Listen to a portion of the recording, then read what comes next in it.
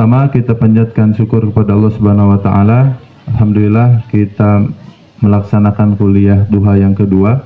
Semoga lancar sampai akhir dan semuanya semangat insya Allah. Terima kasih kepada Ustadz Ihsan Tanjung Hafizahullah Ta'ala yang meluangkan waktunya, Masya Allah, jauh-jauh dari kota Depok. Nampaknya paling jauh ini ya. Saya dari Garut, Ustadz. Tapi kalah jauh ya sama Depok. Tapi saya nginepnya di Antapani sebetulnya. Asalnya dari Garut. Dan mudah-mudahan waktu yang beliau luangkan dibalas oleh Allah Subhanahu wa taala dengan pahala di sisi Allah Subhanahu wa taala, dan juga ilmu-ilmu yang beliau berikan yang insya Allah kita para santri sangat haus akan ilmu-ilmu beliau, terutama tentang materi seputar akhir zaman. Dan zaman sekarang ini sangat kita perlukan sebagai bentuk kesadaran supaya kita kembali kepada Allah Subhanahu wa taala, hidup tidak terlalu jauh dari Allah Subhanahu wa taala, dan menjadi kontrol diri, termasuk terutama untuk kita ya para santri, aktivis dakwah, para santriwati, dan juga ibu-ibu sekalian yang berada di lingkungan pesantren. Para ibu bapak sekalian, insya Allah nanti akan ada sesi tanya jawab, dan para santri juga boleh nanti dipersilahkan bertanya jawab dengan Al-Ustadz. Tetapi sebelum sesi tanya jawab, tentunya ada sesi materi. Kalau belum ada materi, apa yang mau ditanyain ya Bu ya? Di ujung nanyain begitu ya. Nah tentunya ada materi, silahkan kita simak baik-baik, kita ambil fawaid, kita ambil faidah. Santri dimohon bisa mencatat ya, yang bawa catatan, ini akhwat sudah siap. Nah yang lain boleh dipersiapkan, kalau tidak ya dimohon disimak dengan sebaik-baiknya. Nanti akan ada sesi tanya jawab, dan nanti insya Allah akan ada penghargaan atau door prize ya bagi yang bertanya, atau mungkin juga nanti dari Ustadz juga mungkin boleh memberikan pertanyaan supaya ada komunikasi begitu dengan audiens. Baik, tanpa berlama-lama insya Allah kita simak penjelasan dari Al-Ustadz Ihsan Tanjung Hafizahullah Ta'ala. Kepada beliau kami persilahkan.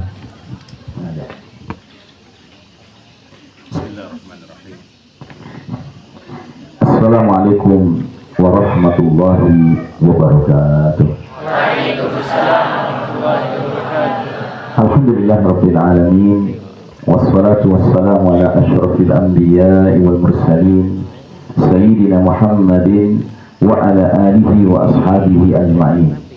Faqala Allah ta'ala fi kitabihil karim, ya ayyuhalladzina amanu taqullaha haqqa tuqatih wa la tamutunna illa wa antum muslimun. Subhanaka la ilma lana illa ma 'allamtana innaka antal alimul hakim. Jamaah sekalian rahimakumullah, para santri dan santriwati Fiku Sila Quran yang dirahmati Allah, yang mengharapkan diberikan kedekatan dengan Allah Ta'ala melalui kitabnya, kalamullah. Alhamdulillah kita dikumpulkan dalam suasana syahrun azimun mubarakun syahrul Ramadan, bulan yang agung yang penuh keberkahan, bulan Ramadan, yang kata Nabi di bulan ini pintu-pintu jannah tidak ada yang ditutup satupun, semuanya dibuka lebar-lebar. Sementara pintu neraka tidak ada satupun yang dibuka, semuanya ditutup rapat-rapat. Sementara musuh kita sufidatis syayatin, dibelenggu, dirantai, ya, tidak bisa bergerak. Alhamdulillah kita diizinkan Allah tahun ini berjumpa dengan bulan istimewa ini. Mudah-mudahan berbagai fasilitas yang dijanjikan Allah dan Rasulnya melalui Ramadan ini termasuk dapat kita nikmati dan akan menyebabkan kita semua mengalami proses tarqiyah, ya, peningkatan kualitas ketakwaan kita. Amin ya rabbal alamin. Tema kita adalah meraih kemenangan di akhir zaman, ya. Ya. Jadi moderator. Oh. Ya, kita mulai dengan kata kemenangan. Kemenangan di dalam Al-Quran ada dua macam. Disebutkan diantaranya di surat As-Saff, ya. Di dalam surat As-Saff itu disebutkan ya ayyuhalladzina amanu hal adullukum ala tijaratin tunjikum min adzabin alim. Tu'minuna billahi wal yawmil akhir, tu'minuna billahi wa rasulihi wa tujahiduna fi sabilillahi bi amwalikum wa anfusikum. Dzalikum khairul lakum in kuntum ta'lamun. Yaghfir lakum dzunubakum wa yudkhilkum jannatin tajri min tahtiha al-anhar wa masakin thayyibatan fi jannatin na'im. Dzalikal fawzul 'adzim. Ya, dzalika fawzul 'adzim. Wa ukhra tuhibbunaha nasrun minallahi wa fathun qarib. Ya. Jadi di sini disebutkan ada dua kemenangan. Ada dzalikal fawzul 'adzim, itulah kemenangan yang agung, dan ada wa ukhra tuhibbunaha, ada yang selain itu, tuhibbunaha yang kalian sukai, nasrun minallahi wa fathun qarib, pertolongan dari Allah dan kemenangan yang apa? Fathun qarib itu kemenangan yang dekat. Ya. Jadi ada dua kemenangan. Ada kemenangan yang agung, ada kemenangan yang dekat. Ya. Kemenangan yang agung adalah kemenangan yang hakiki, yang sejati. Setiap muslim, muslimah wajib mempunyai ambisi meraih kemenangan yang agung itu. Dan kemenangan yang agung itu hanya bisa dinikmati kapan? Di mana kita bisa menikmati kemenangan yang agung itu? Di jannah, ya, di akhirat kelak nanti, ya. Maka disebut dzalikal fawzul 'adzim. Nah, tapi kata Allah Ta'ala wa ukhra tuhibbunaha, ada selain daripada itu yang kalian juga sukai, nasrun minallahi wa fathun qarib, pertolongan dari Allah dan kemenangannya yang dekat. Nah, kalau kita bicara meraih kemenangan di akhir zaman, kaitannya yang mana? Kemenangan yang dekat, ya. Jadi kemenangan yang dekat ini adalah kemenangan di dunia yang fana ini. Yang kita dapat alhamdulillah, kita nggak dapat juga alhamdulillah. Karena dia bukan syarat mutlak untuk mendapatkan kemenangan yang agung, ya. Bahkan dalam sejarah ada satu kaum yang mereka itu di dunia mengalami apa yang dianggap orang banyak sebagai kekalahan, tetapi ternyata mereka disebut Allah mendapatkan kemenangan yang besar, ya. Yaitu mereka yang diceritakan dalam surat Al-Buruj, ya. Masih ingat surat Al-Buruj? Ya, dalam surat Al-Buruj ada seorang pemuda yang ditraining oleh tukang sihirnya penguasa zalim, tetapi sambil dia belajar dengan tukang sihir ini, dia belajar juga dengan seorang ahli tauhid, seorang alim yang ahli tauhid, dan akhirnya dia berpihak kepada tauhid. Dia tinggalkan ajaran sihir yang syirik itu, ya. Dan ini menyebabkan si penguasa merasa tersaingi, sehingga akhirnya dia ingin membunuh si gulam ini, si pemuda ini, ya. Dan dia tidak berhasil. Dia lempar ke tengah laut, tidak berhasil. Dia coba lempar dari puncak gunung ke jurang, tidak berhasil. Akhirnya malah pemuda itu yang mengajarkan rajanya bagaimana caranya membunuh dirinya, ya. Bagaimana caranya? Ingat kisahnya? Si pemuda ini mengatakan kepada raja, kumpulkan semua rakyat di sebuah lapangan besar, ikat saya di sebuah tiang, kemudian gunakan busur panah saya dan anak panah saya untuk membunuh saya.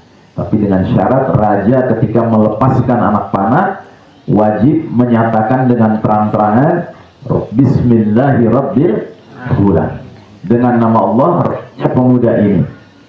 Nah, ketika melesat anak panahnya itu, maka si gulam ini mati terbunuh dan syahid, ya. Nah, ternyata rakyat setelah menyaksikan peristiwa itu rame-rame menyatakan amanna bi rabbil gulam, kami semua beriman kepada Rabbnya gulam.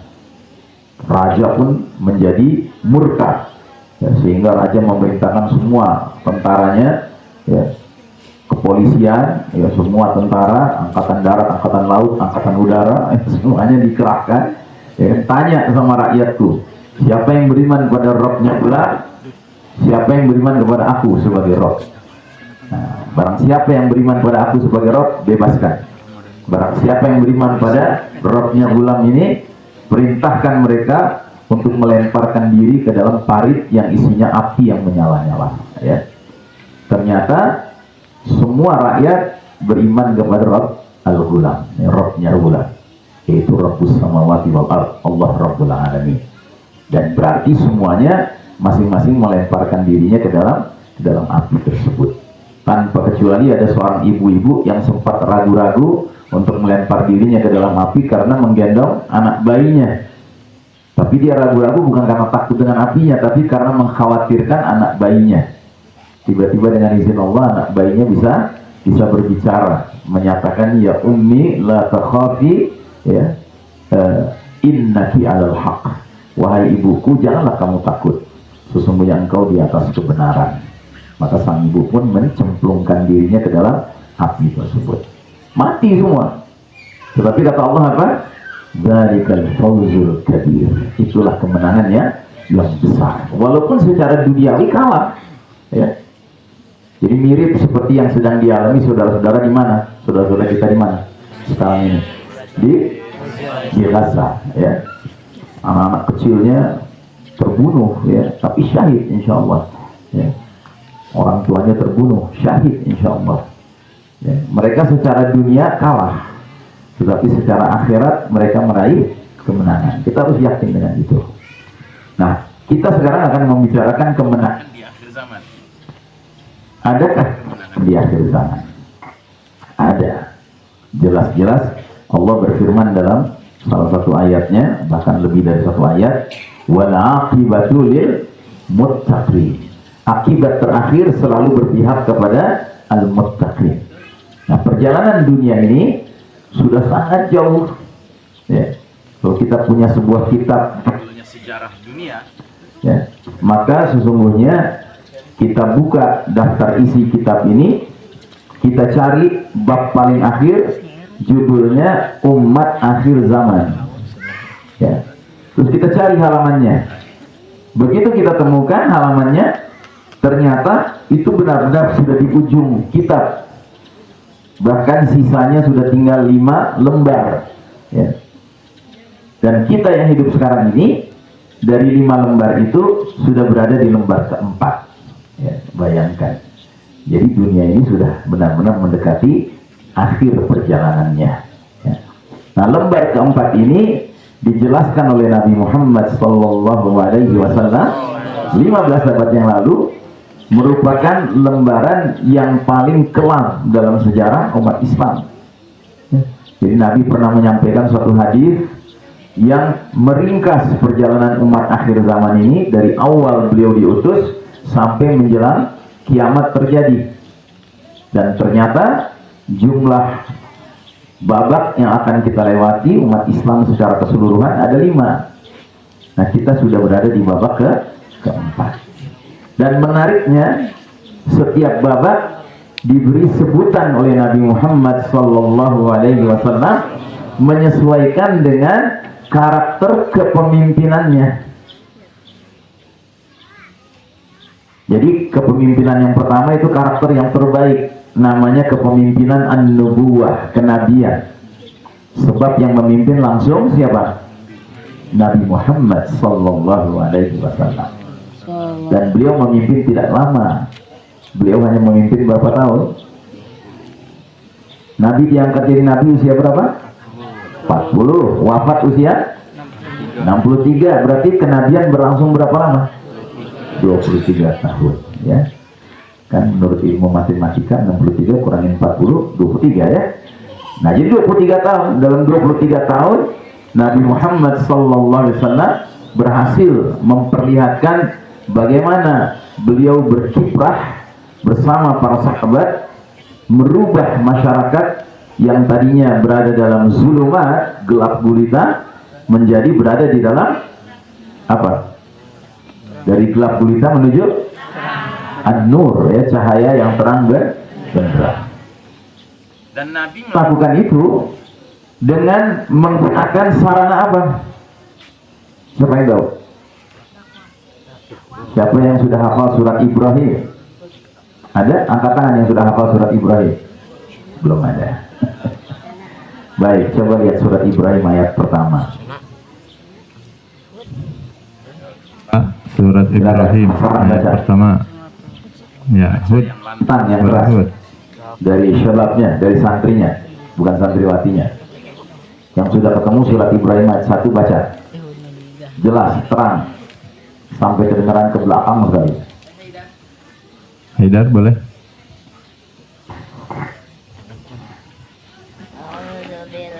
Ibu-ibu di belakang kedengeran? Nggak kedengeran. أعوذ بالله من الشيطان الرجيم بسم الله الرحمن الرحيم ألف لام را كتاب أنزلناه إليك لتخرج الناس من الظلمات إلى النور بإذن ربهم إلى صراط العزيز الحميد. Ada terjemahannya juga? Baca. Alif Lam Ra.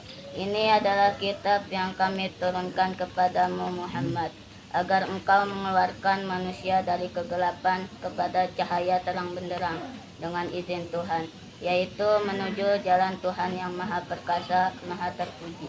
Ya. Alif Lam Ra. Kitabun anzalnahu ilaika litukhrijan nasa minaz zulumati ilan nuri biizni rabbihim ila siratil azizil hamid. Alif Lam Ra. Kitab Al-Quran ini adalah kitab yang kami turunkan kepada engkau Muhammad sallallahu alaihi wasallam agar engkau mengeluarkan Manusia dari gelap gulita zulumat ilan nur, menuju cahaya terang benderang dengan izin Rabb mereka menuju jalan Allah yang Maha Perkasa lagi Maha Terpuji.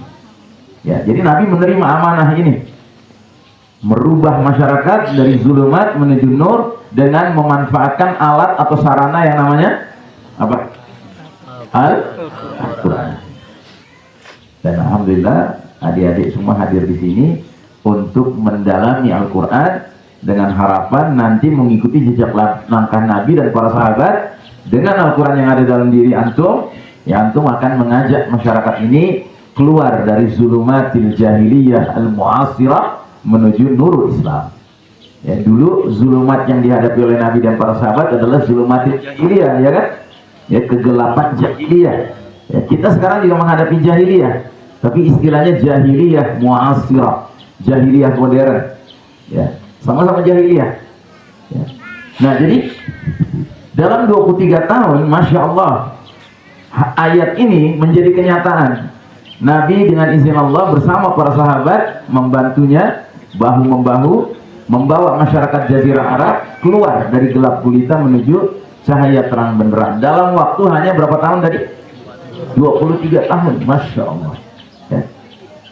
Nah, setelah berdiri masyarakat yang beriman ini di kota Madinah yang menjadi pusat penyebar luasan cahaya, makanya disebutnya Madinah Al-Munawwarah, Madinah yang bercahaya.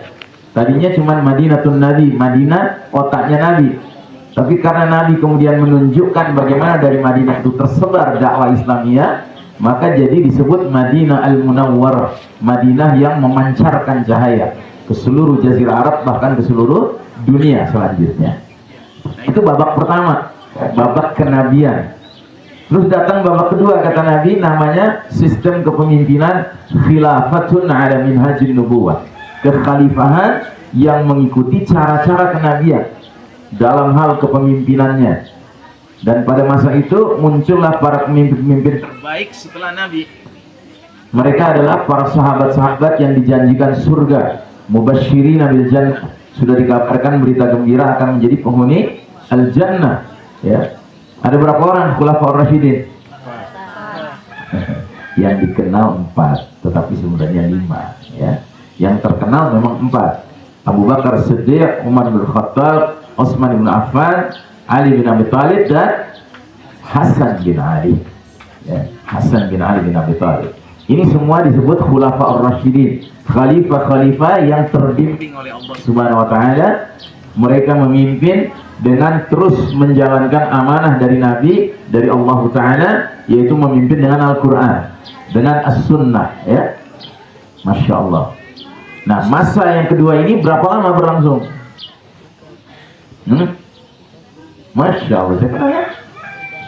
Tadi yang baca Quran ya? Siapa namanya? Haidar ya? Ya, 30 tahun. Tidak lama. Tidak lama.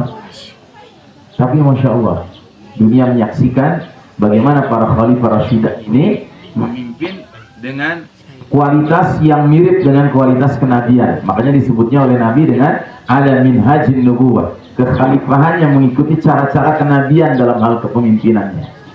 Nah, setelah bapak kedua datang bapak ketiga, disebut disebut dengan era mulkan Adon, raja-raja yang menggigit.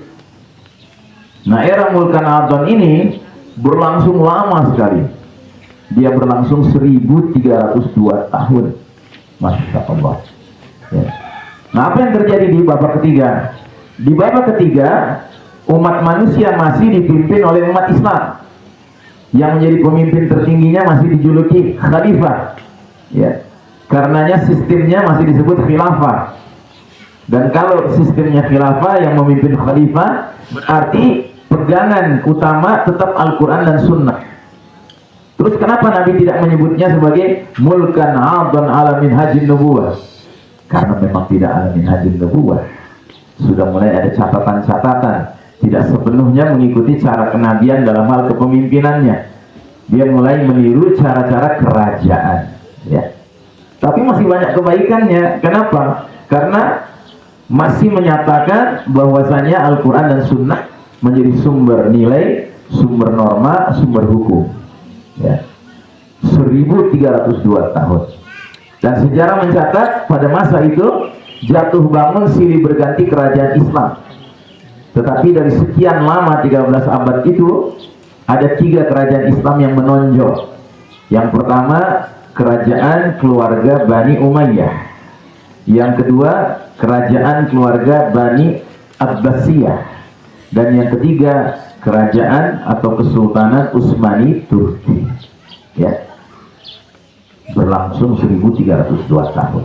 Nah, karena dia tidak ada minhajin nubuwah, tidak mengikuti cara kenabian sepenuhnya, ya, maka wajar selama 1302 tahun itu kadangkala umat Islam ditakdirkan Allah punya khalifah yang adil, tapi kadangkala khalifahnya zalim. Ya. Itu realitas sejarah. Ya. Nah, tapi betapapun zalimnya khalifahnya, ketika itu masyarakat tetap berusaha menjaga kesatuan. Karena apa? Karena masih dipimpin oleh pemimpin yang memperdulikan kitabullah wa sunnah. Ya, jadi sebagai sumber nilai, sumber norma, sumber hukum. Begitu. Ya. 1302 tahun. Nah, Jadi saya lupa menyebutkan. waktu Nabi Nabi memimpin 23 tahun itu, siapa yang tahu? Ada 2 bagian penting dari sirah nabawiyah 23 tahun itu. Bagian apa dan bagian apa? Siapa yang tahu? Ada fase apa saja? 2 fase. Nabi memimpin 23 tahun. Tapi Pak sirah nabawiyah cenderung menyebut kan ada 2 faktor, ada 2 fase selama masa memimpin itu 23 tahun itu. Fase apa saja namanya? Siapa yang tahu? Fase Mekah, Acung Hah? dulu. Madinah, Iya, siapa namanya? Ahmad. Ahmad. Coba Ahmad. Fase Mekah, Madinah. Ya, jadi ada 2 fase namanya Fatrah Makkiyah, fase Mekah, dan Fatrah Madaniyah, fase Madinah. Fase Mekah berlangsung berapa lama? 13. 13 tahun. Berarti fase Madinah berlangsung 10 tahun, ya. Nah, jadi fase di Mekah itu fase di mana Nabi dan para sahabat itu mengalami kondisi yang penuh dengan penindasan, penuh dengan kezaliman. Oleh siapa? Oleh penguasa musyrikin Quraisy. Mereka tidak senang dengan dakwah tauhid. Mereka tidak senang dengan dakwah Al-Quran yang dibawakan oleh Nabi dan para sahabat. Namun setelah hijrah ke Madinah, alhamdulillah suasana berubah sama sekali. 180 derajat. Karena di Madinah kumpulan orang beriman yang disebut Ansor di Madinah, ditambah dengan kumpulan orang beriman dari Mekah yang Muhajirin, menyebabkan kota Madinah menjadi kota Madinah menjadi kota yang mayoritas penduduknya beriman. Berbeda dengan waktu di Mekah. Di Mekah mayoritas penduduknya syirik, ya, kafir. Mereka menentang dakwah tauhid. Tapi setelah hijrah ke Madinah menjadi yang mayoritas beriman. Ya, tapi walaupun mayoritas di Madinah masih ada orang kafir atau tidak? Masih ada tidak? Masih ada. Ada komunitas Yahudi, ada komunitas Nasrani, dan ada komunitas musyrikin. Ya. Tapi karena Nabi dan para sahabat sedemikian berwibawanya, punya izzah, punya kemuliaan, punya kehormatan, akhirnya semua masyarakat non-muslim yang ada di kota Madinah tunduk ikut kepada aturan yang dibangun oleh Nabi dan para sahabat. Dan ini menjadi cikal bakal berdirinya kepemimpinan Islam yang berlangsung selanjutnya. Di era babak Kedua masih berlangsung, di era ketiga masih berlangsung.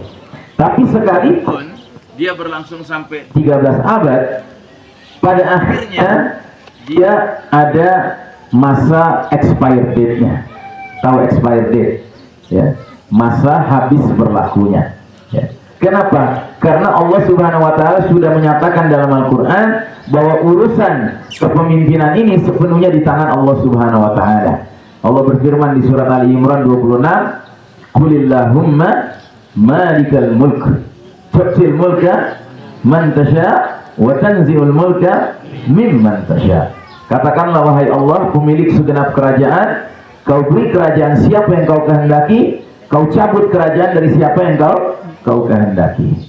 Jadi Allah berkehendak 1344 tahun Hijriah umat Islam ini memimpin umat manusia. Ya, kan Nabi memimpin di Madinah 10 tahun, Khulafaur Rasyidin 30 tahun, 40 tahun, ya kan? Kemudian raja-raja menggigit 1302 tahun. Berarti kalau di total 1302 tambah 40 berapa? 1342, ya kan? Nah, jadi persis 1342 Hijriah yang lalu, yang berarti 103 tahun yang lalu. Kalau pakai kalender Hijriah, kita kan sekarang 1445, ya. 1445 kurangin 1342 kan 103 tahun. Nah, persis tahun 1342 yang lalu, pada tanggal 27 Rajab, ya, Allah Ta'ala mentakdirkan berlangsungnya apa yang disebut sunnatut tahun. sunnah pergiliran. Hukum Allah menggilir di tengah-tengah umat manusia soal kepemimpinannya. Jadi setelah 1342 umat Islam memimpin umat manusia, memimpin dunia ini, Allah mengatakan cukup sudah kalian memimpin, sekarang aku cabut hak kepemimpinan kalian umat Islam, aku serahkan ke orang lain, ke pihak lain. Boleh Allah melakukan itu?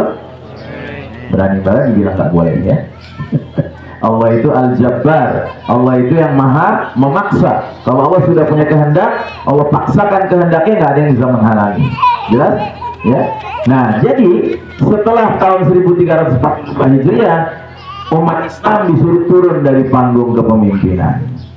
Terus yang naik ke panggung kepemimpinan siapa?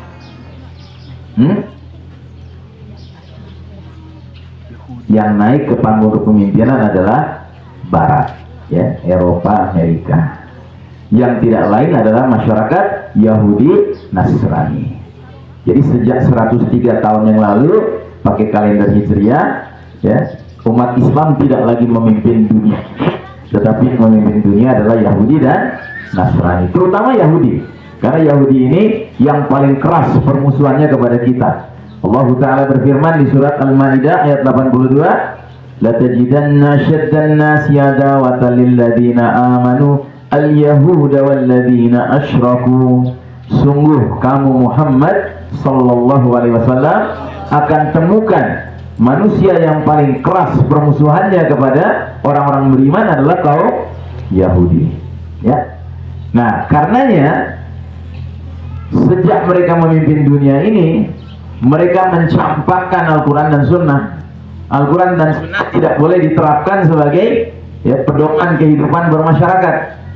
Dan cilakanya negeri-negeri yang berpenduduk mayoritas muslim sekalipun juga dilarang untuk menggunakan Al-Quran dan Sunnah. Makanya berlomba-lomba negeri-negeri kaum muslimin ini menjadi negeri-negeri yang kehilangan identitas Islamnya, ya, tanpa kecuali negeri kita. Kan di negeri kita kan sepertinya identitasnya kayak nggak jelas gitu. Kalau dibilang ketuhanan yang Maha Esa, apa ya itu la ilaha illallah? Kan tidak. Kata kita umat Islam iya, tapi kata mereka yang bukan muslim, apa ya mereka mau bilang ketuhanan yang Maha Esa itu artinya la ilaha illallah? Nggak mau mereka mengakui itu, iya kan? Ya, karena apa? Karena memang kita dari awal tidak pernah boleh menyatakan la ilaha illallah itu sebagai bendera kita. Gitu. Nah, inilah zaman yang disebut oleh Nabi sebagai kepemimpinan mulkan jabriyah, ya, penguasa-penguasa yang memaksakan kehendak mereka, ya. Dan inilah zaman paling kelam dalam sejarah umat Islam. Di zaman ini, ya, hatta di negeri kaum muslimin sekalipun nilai-nilai Islam itu menjadi sesuatu hal yang dicurigai terus, yang terus-menerus berada pada posisi terpinggirkan, ya. Bahkan masing-masing mulai mencari sendiri identitas-identitasnya, ya, sehingga lebih bangga dengan keindonesiaan daripada keislaman, lebih bangga dengan kemalaysiaan daripada keislaman, lebih bangga dengan kepakistanannya daripada keislamannya, lebih bangga dengan kemesirannya daripada keislamannya. Paham ya? Gitu.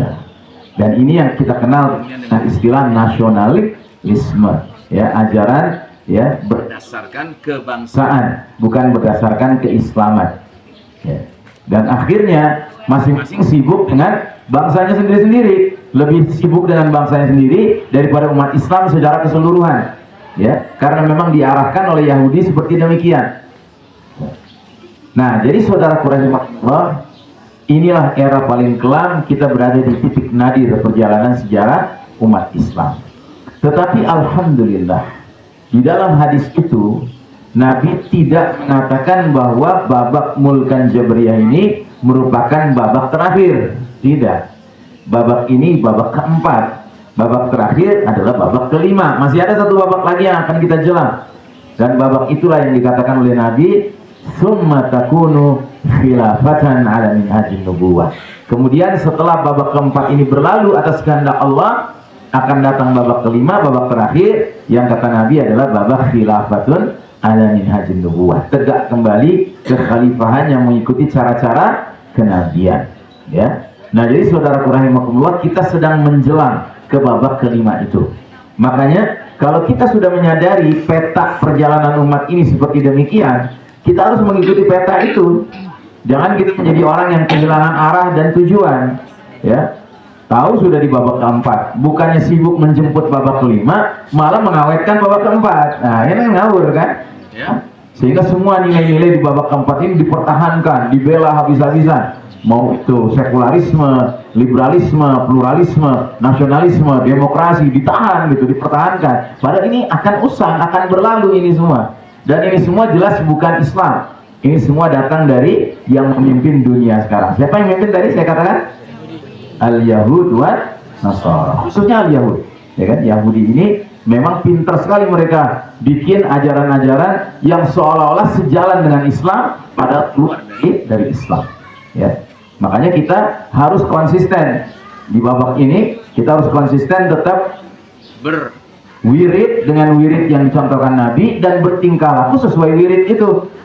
Kan wirid kita raditu billahi rabba wa bil islami dina Wabi Muhammadin sallallahu alaihi wasallam nabiyya, kan itu wirid kita kan, pagi hari, sore hari, kan gitu.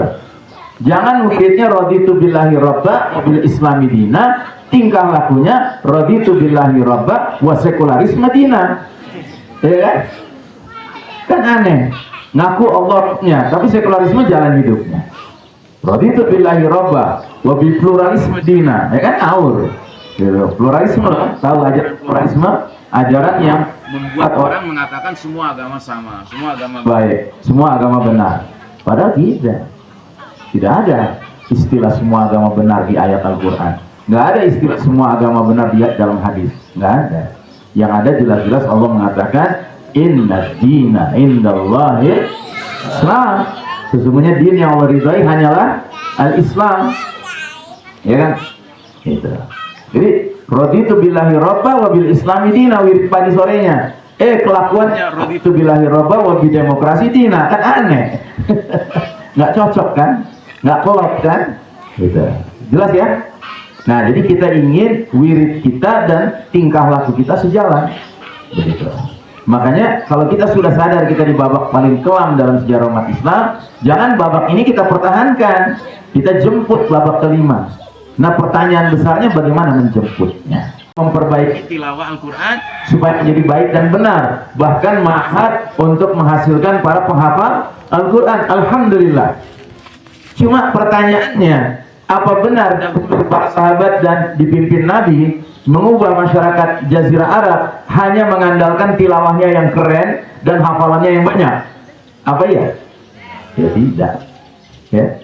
Masih ada S dan K lainnya. Ini baru 2 S dan K, tilawah dan tahfiz. Ya. Tapi ada yang berikutnya, dan yang berikutnya ini amat sangat penting karena dia menjadi kunci untuk bisa muncul yang 4 dan 5. Yang ketiga apa namanya?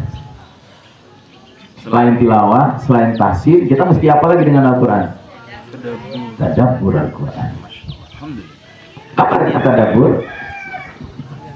Memperhatikan isinya, memahami maknanya, yaitu namanya tadabbur. Ya. Dan jangan salah, di dalam Al-Quran ada ayat di mana Allah Ta'ala mengancam orang yang tidak mau tadabbur. Walaupun orang itu rajin tilawah, walaupun orang itu punya banyak hafalan, tapi kalau dia nggak tadabbur ada ancamannya. Bagaimana bunyi ayatnya? Siapa yang tahu? Ada yang tahu? Ayat ancaman Allah bagi orang yang tidak mau tadabbur Al-Quran. Quran surat Muhammad ya. Udah dikasih tahu tuh, suratnya udah dikasih tahu. Ayatnya berapa? Ayat 24 ya. Silakan yang udah ketemu ayatnya. Siapa namanya tuh? Di samping 2 di samping Haidar. Siapa namanya? Hafizena. Hafizena Ya. namanya. Ya, baca yang lantang ya sampai kedengaran ke belakang.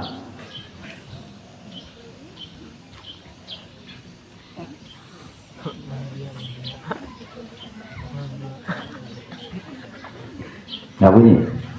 Alhamdulillah, Allah sengaja bikin nggak bunyi karena saya maunya Anda asli suaranya sampai belakang. Ya, yang keras. Ya.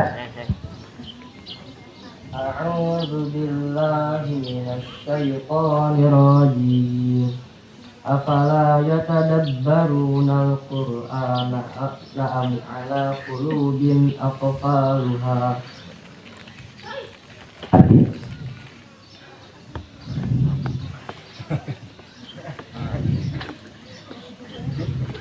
Maka tidakkah mereka menghayati Al-Quran ataukah hati mereka sudah terkunci? Ya. Afala yatadabbaruna al-Qur'ana am 'ala qulubin aqfaluha. Apakah mereka tidak mentadabburi Al-Quran, memperhatikan makna Al-Quran, memahami isi Al-Quran, ataukah hati mereka terkunci? Ini kan ancaman dari Allah. Atau seorang muslim mau rajin tadabbur, atau kalau dia malas tadabbur, tidak mau tadabbur, apa yang terjadi pada dirinya? Hatinya terkunci.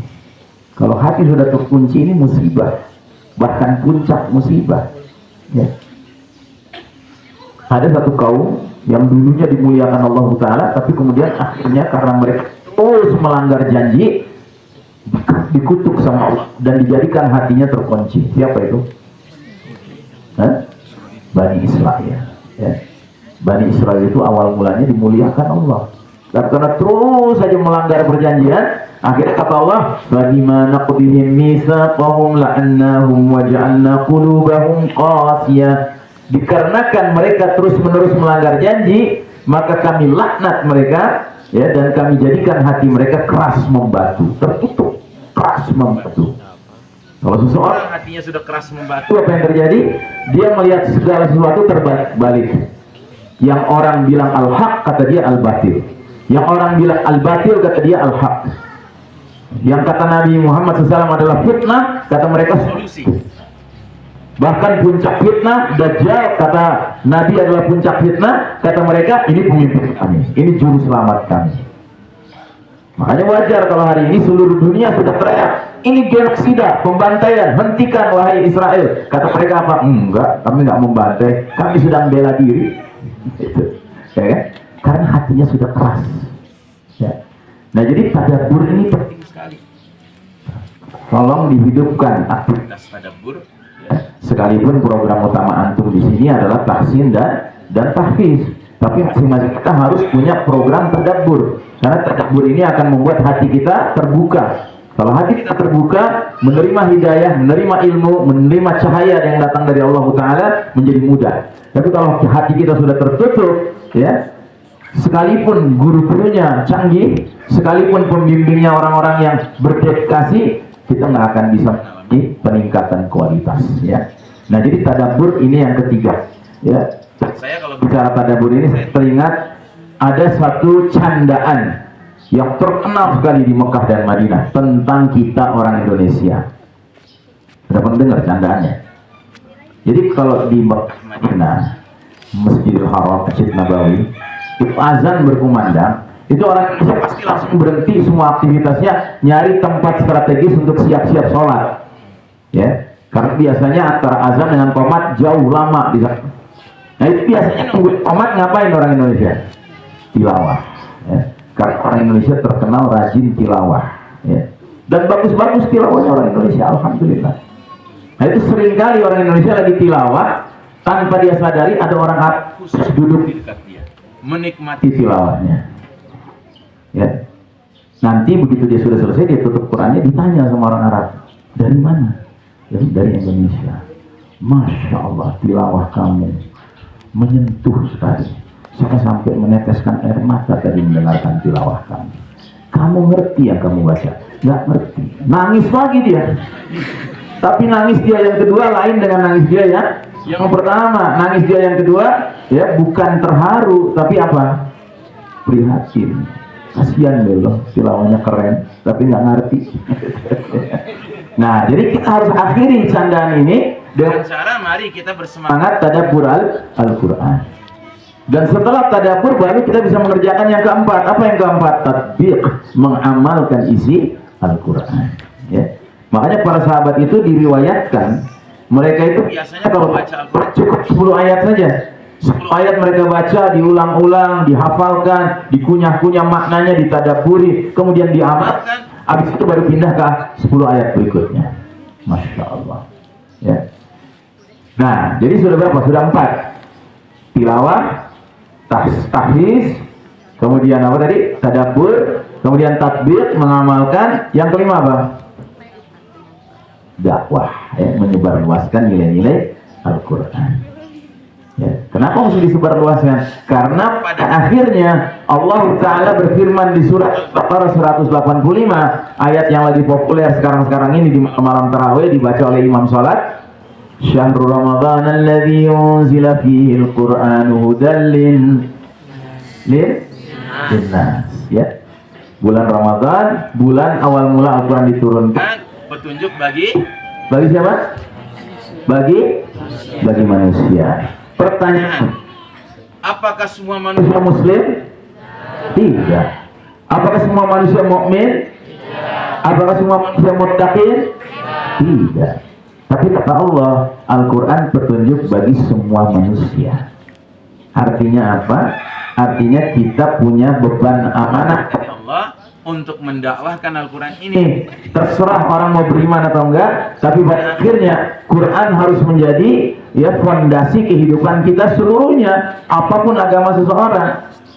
Begitu. Karena selama 1342 tahun umat Islam memimpin dunia ini, Al-Quran menjadi hudan linnas, petunjuk bagi segenap manusia, apapun agamanya dia. Begitu, ya. Dan kita menginginkan nanti di babak kelima begitu lagi. Itu yang disebut dengan babak kemenangan di akhir. Ya. Nah, jadi saudaraku rahimakumullah,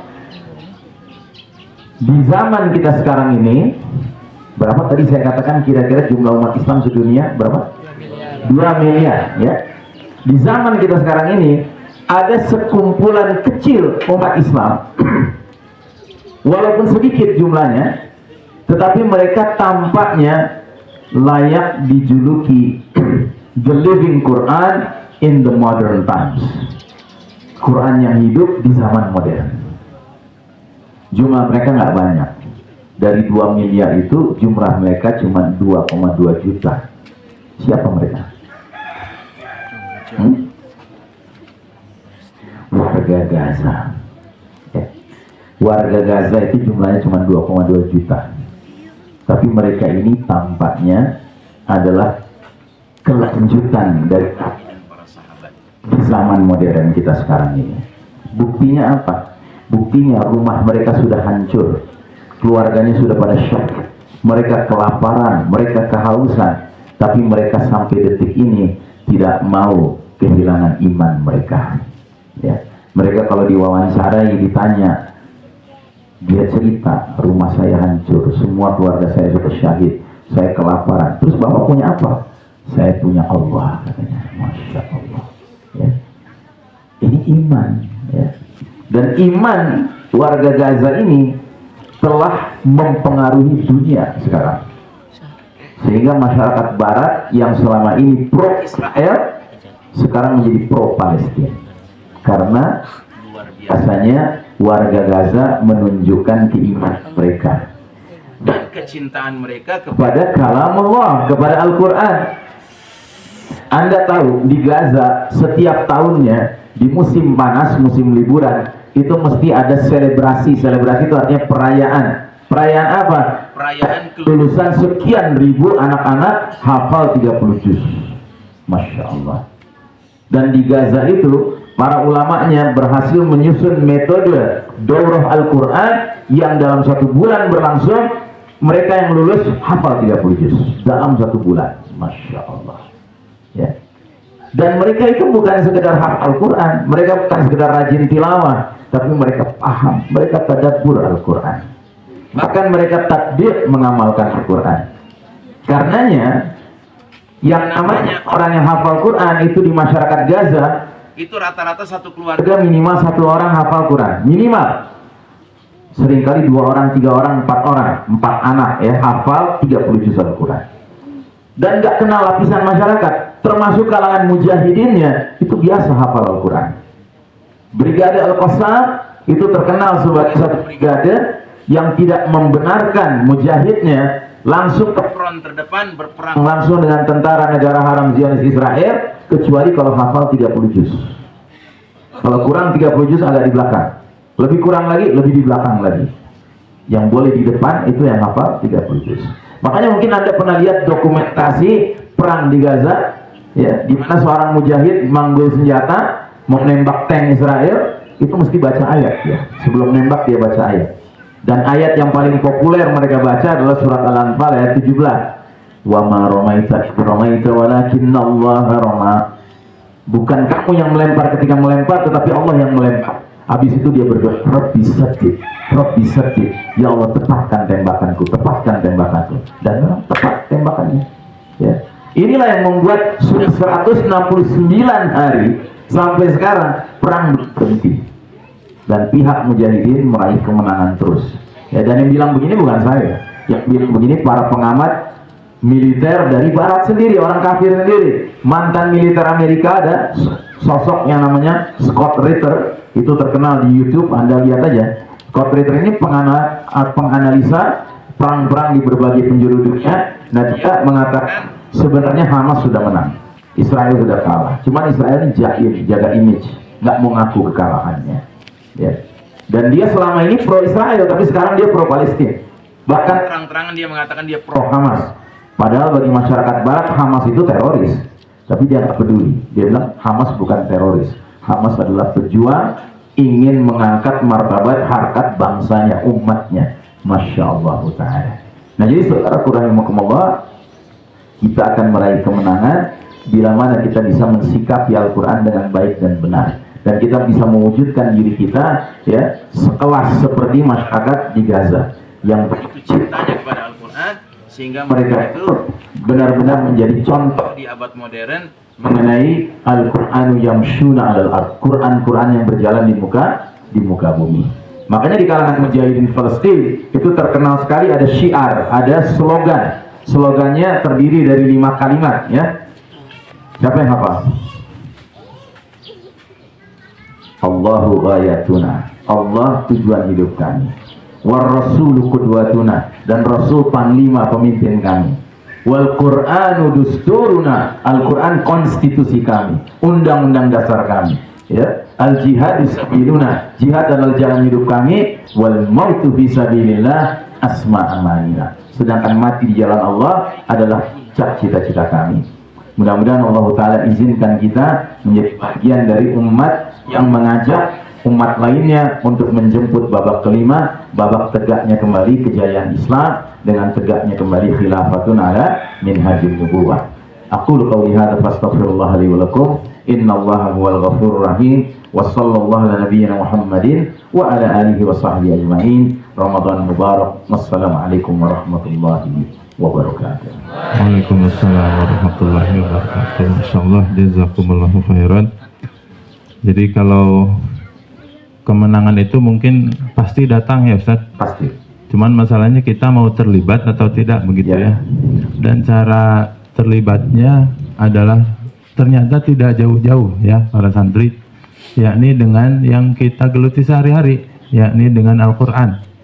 Ya, hanya saja ternyata catatannya tugas kita bukan cuma menghafal, bukan cuma membaca. Kalau di Ramadan sekarang pada berlomba-lomba hataman gitu, itu alhamdulillah sangat bagus. Tapi jangan lupa poin yang lain, yakni tadabbur, ya, tatbik dan juga dakwah. Ya, setelah kita bertadabbur, alhamdulillah di sini juga ada kelas tadabbur di kelas 2 ya. Kelas 2 sepekan satu mata pelajaran ada tadabbur, ada hadis juga. Nanti di sini ada hadis arba'in Ustaz. Jadi harus hafal hadis arba'in sebelum lulus sebagai bekal juga. Nah, kemudian jangan lupa dakwah. Ya, karena dakwah ini juga penting ya. Sekali lagi kemenangan itu pasti datang, tetapi masalahnya kita mau jadi orang berada yang di barisan mana?